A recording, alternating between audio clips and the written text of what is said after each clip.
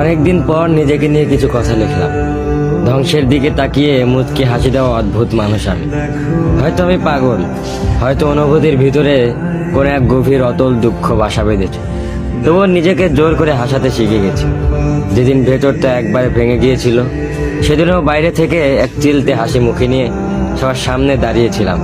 কষ্টগুলোকে আমি বন্ধু বানিয়েছি, একাকিত্বকে আপন করে নিয়েছি। মানুষ ভাবে আমি হয়তো সুখী, শক্ত, নির্লিপ্ত, কিন্তু তারা জানে না প্রতি রাত আমার এক একটা লড়াই।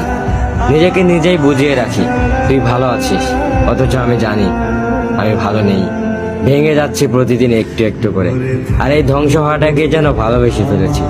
আমি সেই মানুষ যে হার মানার আগে হাসে, কারণ জানি কান্না দেখিয়ে লাভ নেই। পৃথিবী শুধু শক্তদের মনে রাখে, দুর্বলদের নয়। তাই আমি অদ্ভুত, আমি অনুভূতির আগুনে পুড়ে যাওয়া নীরব যোদ্ধা।